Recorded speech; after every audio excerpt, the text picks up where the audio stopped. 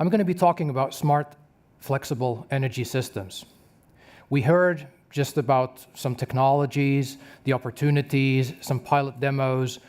We saw some nice graphs about how it's actually needed to come up with real solutions, real technological breakthroughs that actually enable the future energy system.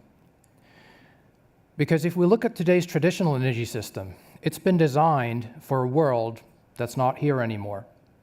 It's a very nice system, and it's very nicely working, but it's mostly one way. Well, in reality, it is two-way. It's always been two-way. But there's less communication, and there's a lot of centralization. And when we think about production, the generation of energy, that's something that's changing. And that means that the energy system of tomorrow looks a bit different. That's something that we worked on in the Flexible Energy System program that ran just some months ago here in Finland. In that program, we looked at how to put together a flexible energy system. An energy system is a system that allows energy to flow between different kinds of participants, and it is stable, it provides security of supply, it provides equal access, and it provides basically power for everyone. But what it does not do is mandate specific structures. So we are going from the hierarchy that we used to have to a more flexible system where the roles of the participants are different. Generation needs to be adaptive. We saw what happens when you have a solar generation unit that's exposed to different kinds of weather, or you have a wind generation unit, and you think about the inertia that's not there anymore. So that needs to become adaptive.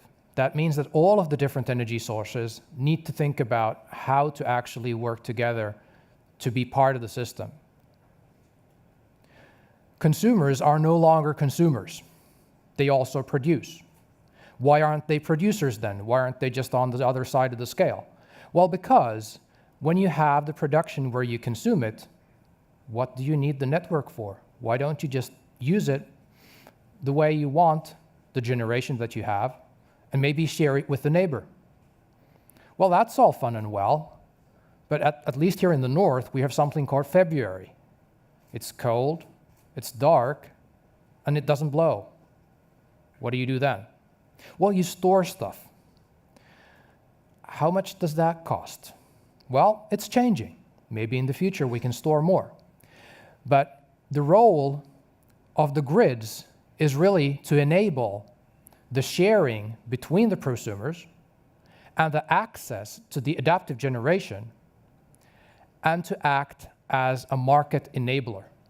Now that's actually something where Finland can be proud again. We've had that, since 1998. The role of the grid is to provide access to the market, period. There is no other role, if you think about it in commercial terms. If you think about it in technical terms, there's a lot more in the game. That also means that the marketplace that we have that now caters for the hierarchy, that needs to change. We need to have new methods of finding balance. We need to have new methods of finding partners. And there's a gazillion of different ways of doing that. The important thing is that these methods have to work together with the technical infrastructure.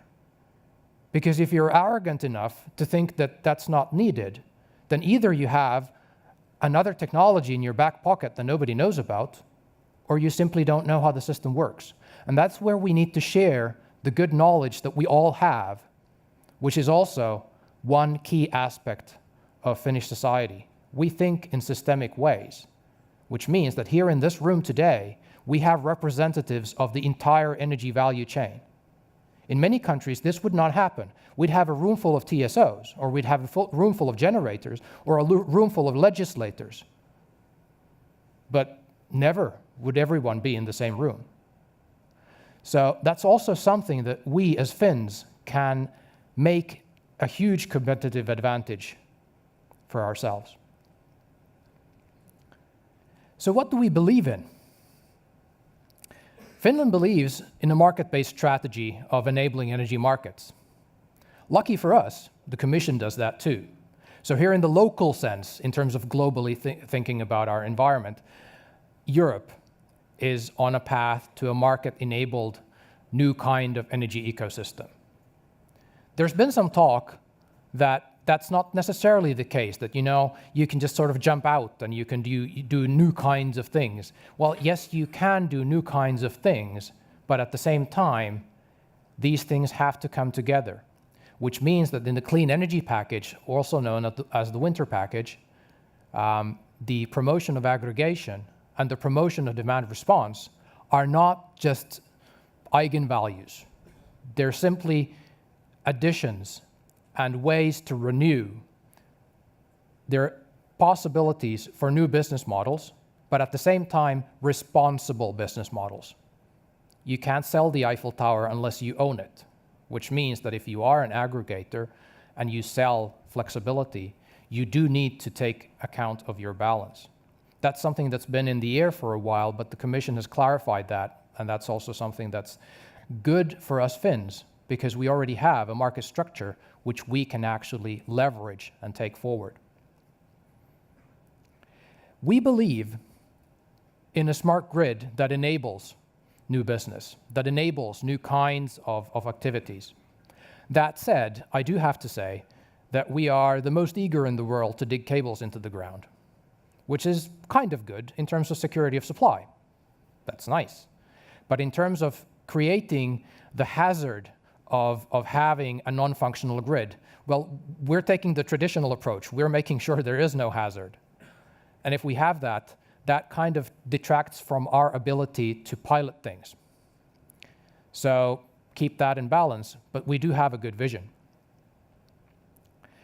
In terms of enabling market access and enabling new kinds of business models, we believe, and we are actually implementing in the Nordics, a model that allows equal access to all information that is there to enable markets.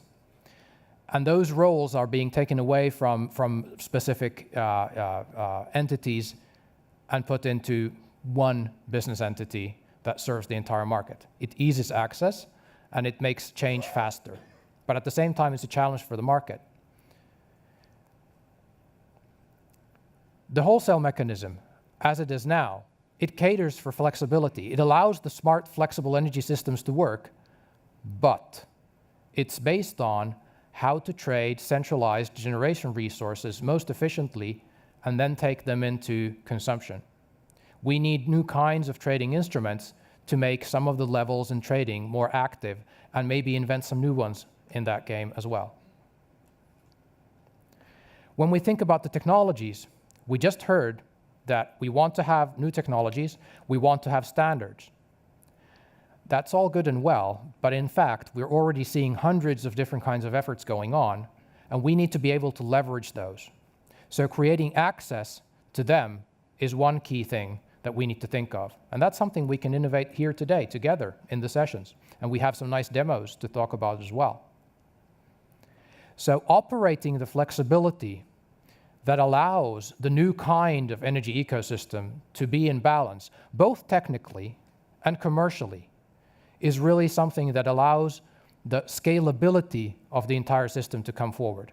And that's through open collaboration, not one single company doing something in the background. So allowing the technical flexibility and the commercial flexibility to flourish and scale is what makes the smart energy systems work. And that's what I'm here to talk about with all of you guys all through the day. Thank you very much.